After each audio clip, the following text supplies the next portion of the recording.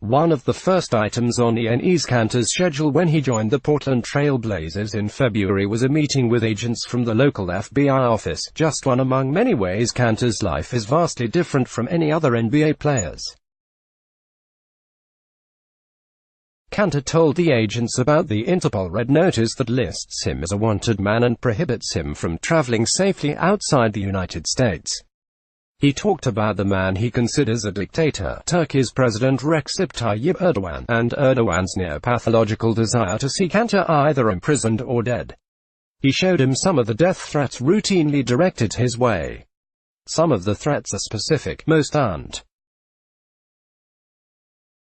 Many of them originate on social media, bubbling up like methane through those fetid cesspits, creating skepticism. Do you take them seriously? Is the question Kanter gets most often, and one of the few things with the power to exasperate him. "I've got to," he answers.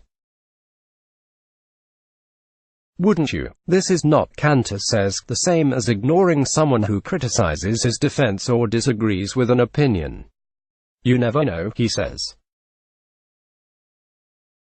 What if the one I ignore is a lone wolf or just some crazy dude that tries to do something? 2019 NBA playoffs. Find everything you need to know about the playoffs here. Schedules, matchups and more. Experts' picks for conference finals. Bucks should not be a surprise to anyone. The coach who unlocked Steph's greatness. What's next for eliminated teams? To be fair, perhaps it's Kanter's delivery that diffuses concern. He speaks of the threats, like all the major events of his recent past, the 4 years he has been unable to speak to his parents and sister in Turkey, for example, as if he's reciting details from somebody else's life. He talks about posting a possibly futile Mother's Day message. "I don't think there's any chance she could see it," he says, with a resigned smile.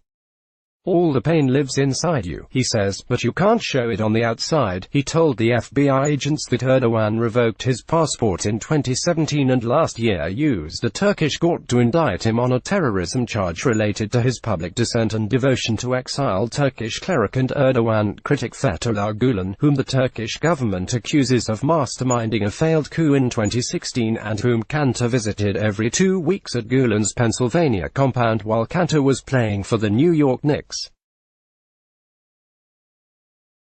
He explained how the death threats accelerated earlier this season, when he was unable to travel to London with New York.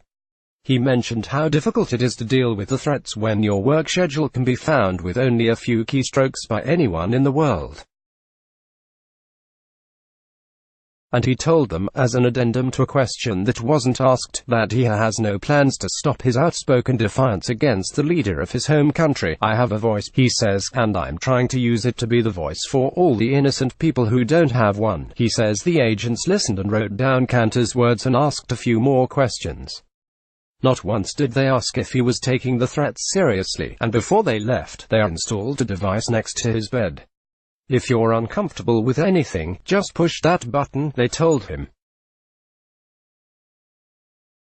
"If you hear something you don't like or have a reason to believe there's a threat, push the button and someone will be here within minutes." And Enes Kanter goes to sleep every night and wakes up every morning with tangible proof of his own mortality and others' possible designs on it, less than an arm's length away. This, too, Kanter relays dispassionately, as if a bedside table panic button connected to law enforcement is simply one more modern amenity, like a high-tech thermostat. He has learned to accept the absurd as normal. The Western Conference Finals haven't gone the way Kanter and the Blazers hoped. They're down 3-0, and Kanter's role has diminished with each game. He no longer starts, and he played just 7 minutes in Game 3 on Saturday.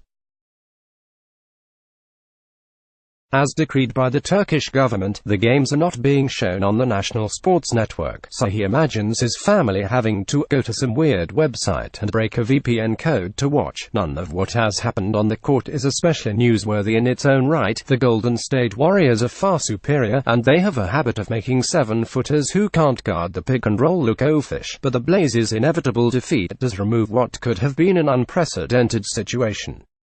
If the Blazers and the Toronto Raptors played in the NBA Finals, Kanter would have faced a remarkable choice: either play only the home games in a championship series or risk international arrest by traveling outside the United States. It's not a stretch to say it could have been, or still could be, a life-or-death decision. The Interpol Red Notice, defined as an international wanted persons notice, and not an arrest warrant, looms like a massive balloon payment. Because of it, the Blazers opted against taking Kanter to Toronto on March 1, Oregon Sen.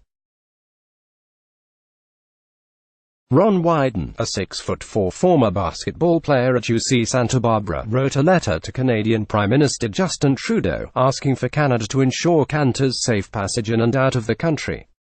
Since he joined the Blazers, Kanter and Wyden have become friends. Wyden took Kanter's case not only to Trudeau but to the floor of the Senate, where he warned Erdogan, through the vast but underwatched reach of C-SPAN, that America was paying attention to the show trial planned in April for Kanter's father. Since then, Kanter says, the trial was postponed to at least June. He calls the Democratic senator a friend, and a really cool guy. During dinner at a restaurant inside Moda Center before Game 3, Wyden explains what drew him to Kanter. What Enes is doing that is so important is saying, I'm an athlete, I'm visible. I can speak for freedom. I can speak for human dignity. I have a voice that all these suffering people in my country don't have, and he is doing all of this at great risk to himself. He is articulating his human rights position with dignity, with facts, with compassion for others who can't be heard the way a professional athlete can. Erdogan, in my view, is a textbook bully. He subscribes to the idea that he can intimidate Enes any way he can, and there is no question that this cumulatively weighs very heavily on Enes. Think about what he's gone through. He's got to go to bed at night thinking that one of the world's most powerful dictators doesn't want him around. Wyden pauses to emphasize the permanence of what he's suggesting. Erdogan doesn't want Enes around. Period. Full stop. As a response to the failed coup, the BBC estimated last year that more than 50,000 people have been jailed and more than 100,000 were dismissed from public sector jobs. Erdogan blames the attempted coup on Gulen, whom Kanter says taught me that it doesn't matter your religion, your color, your background, whatever. We need to leave all our differences on the table and find what we have in common. One thing people don't understand, my problem is not with my country. I love my country. I love my people. My problem is with the regime and the government of Turkey. Kanter's teammates don't know about the panic button. They don't hear much about the death threats or his detachment from his family. The idea that a teammate could be a sworn enemy of a world leader is relatable only in the abstract. He doesn't talk about it much, says Blazer forward Jake Layman, one of Kanter's closer friends on the team. He tries to keep that to a minimum. I've heard it's not pretty, and I've heard that it's serious stuff. I think the way he's handled it has been amazing. Fighting for his country every chance he gets, it's very inspiring to see how much he goes through to fight for what he believes in. Kanter is not only playing in the Western Conference Finals and dealing with the geopolitical ramifications of his outspokenness. He is also a devout Muslim observing Ramadan. Enemy of the state. He, 60, tells Kanter's story and travels to Turkey to interview Hedo Turkoglu, now a chief advisor to Turkey's president. Watch. On a typical day, he awakens at 3 a.m. to eat as much as possible before sunrise. He goes back to sleep and cannot eat or drink anything, not even water, until sunset. By 5 p.m. on a game day, as he goes through his pre-game routine on the court, he has not put anything in his body for 14 hours. He averaged more than 30 minutes in the 4 games in Denver in the Western Conference semifinals, at altitude, without breaking his fast. The water boys, unaware of his situation, offered him water at every break, every time out. No, I'm good, no, I'm fine, Kanter says.